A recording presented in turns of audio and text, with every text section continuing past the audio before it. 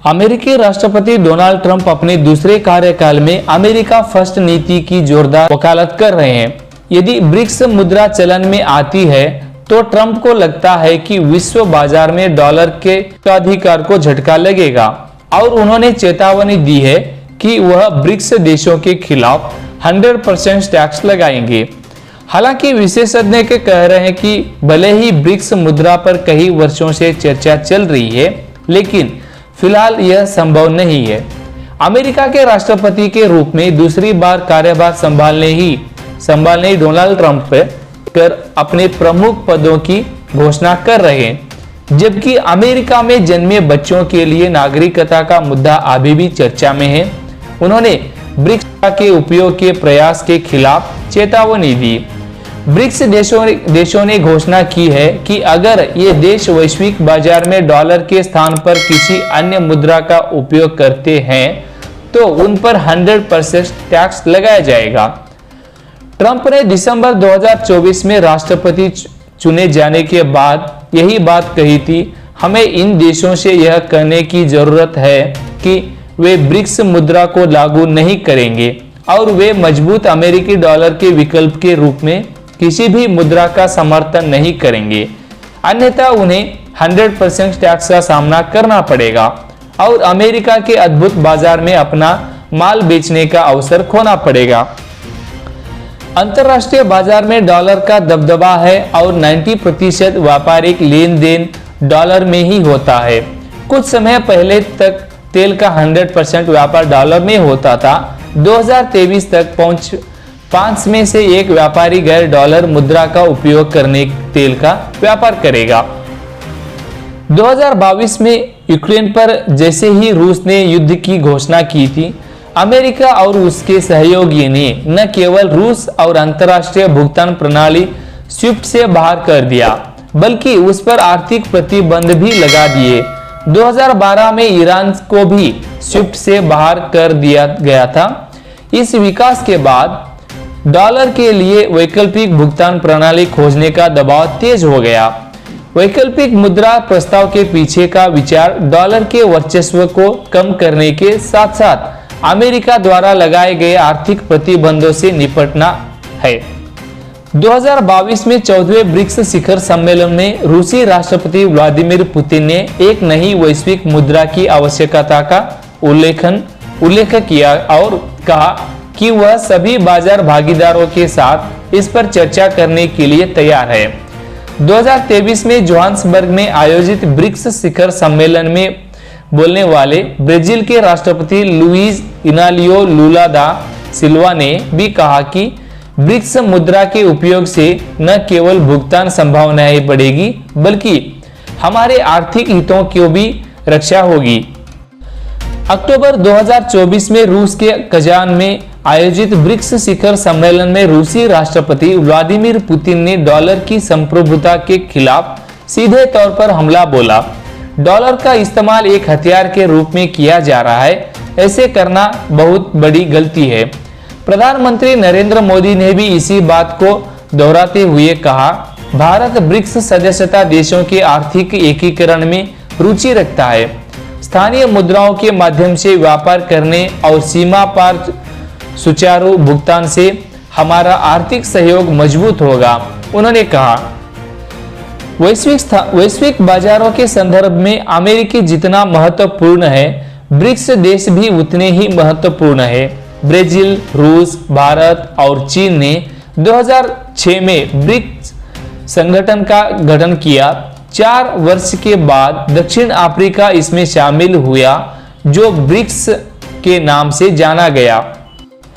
साल दर साल ब्रिक्स की सदस्यता लेने और चाहने वाले देशों की संख्या बढ़ती जा रही है।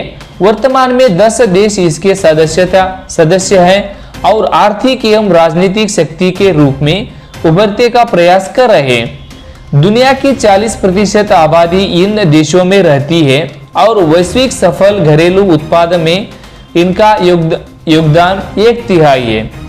इन देशों के इरादा वैश्विक स्तर पर अमेरिका और पश्चिम के शक्तिशाली देशों के लिए एक वैकल्पिक शक्ति तैयार करने का है। ब्रिक्स देशों ने वैश्विक बैंक और अंतर्राष्ट्रीय मुद्रा कोष को मॉडल पर एक राष्ट्रीय विकास बैंक एनडीबी और एक क्रेडिट सुविधा सीआरए का भी गठन किया है। इसकी अगली योजना ब्रिक्स मुद्रा बनाने की है।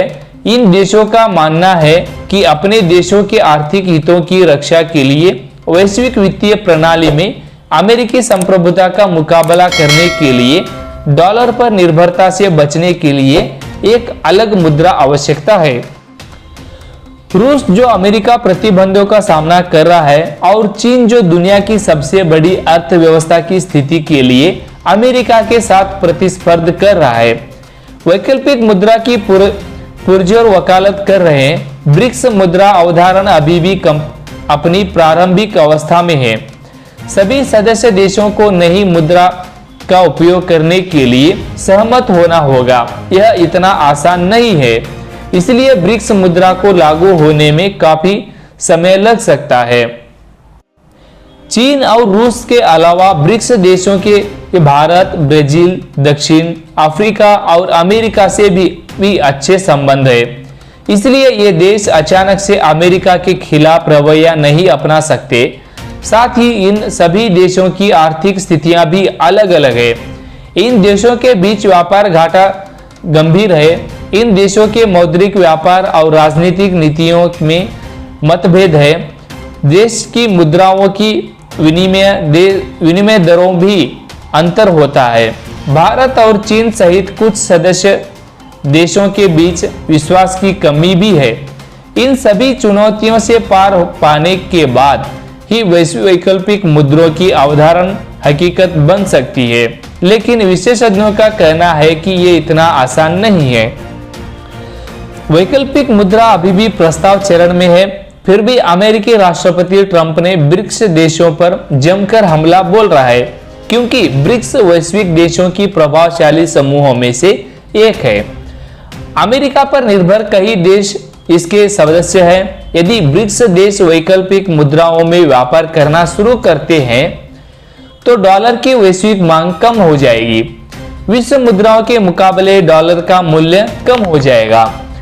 इससे न सिर्फ अमेरिकी अर्थव्यवस्था पर असर पड़ेगा, बल्कि वैश्विक अर्थव्यवस्था पर दुनिया के बड़े भाई की पकड़ भी ढीली हो जाएगी। उस स्थिति में चीन विश्व स्तर पर एक बड़ी आर्थिक शक्ति के रूप में उभर सकता है। अमेरिका को चिंता है कि दुनिया के घटनाक्रम में चीन, रूस और भारत जैसे ब्रिक्स देशों का प्रभाव कम हो जाएगा। यह भी कहा जा रहा है कि अगर वैकल्पिक मुद्रा लागू होती है तो इसका न सिर्फ अमेरिका बल्कि डॉलर पर निर्भर वैश्विक अर्थव्यवस्था पर भी नकारात्मक असर पड़ सकता है। भारत डॉलर की वैकल्पिक मुद्रा को लेकर ज्यादा उत्सुक नहीं दिख रहा है। उसने पहले ही स्पष्ट कर दिया है कि उसका उद्देश्य वैश्विक व्यापार में डॉलर के उपयोग को पूरी तरह से रोकना या मौजूदा डॉलर प्रणाली को प्रतिस्थापित करना नहीं है। विदेश मंत्री जयशंकर ने पिछले साल अक्टूबर में वाशिंगटन में आयोजित एक विचार मंथन कार्यक्रम में इस मुद्दे पर भारत का रुख रखा था। हालांकि भारत रुपये को वैश्विक मुद्रा बनाने की कोशिश कर रहा है। इसका इरादा अपने अंतर्राष्ट्रीय कारोबार में डॉलर पर निर्भरता कम करने के लिए रुपये का इस्तेमाल करने का है।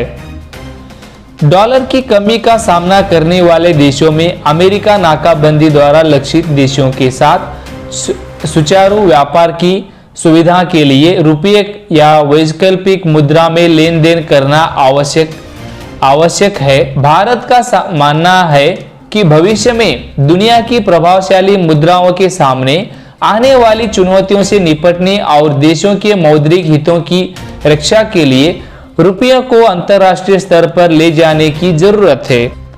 भारत पहले से ही पड़ोसी देश भूटान, श्रीलंका और रूस समेत कई देशों के साथ रुपये में कारोबार कर रहा है। यूक्रेन पर युद्ध को लेकर अमेरिका द्वारा रूस पर आर्थिक प्रतिबंध लगाने के बाद अमेरिका के विरोध के बावजूद वह रूस से सस्ता कच्चा तेल खरीद रहा है।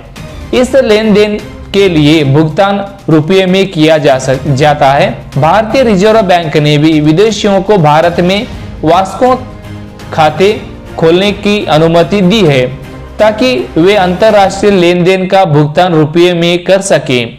रूस, ब्रिटेन, इजराइल, जर्मनी समेत 22 देशों के भारत में वास्को खाते हैं।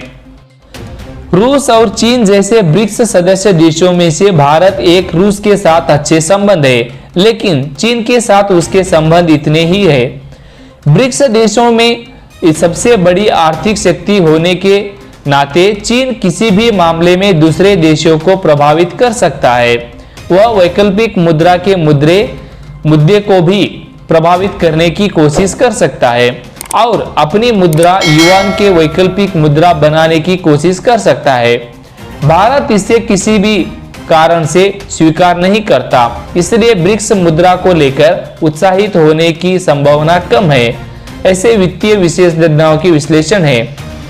दोस्तों, इस वीडियो के बारे में आपका क्या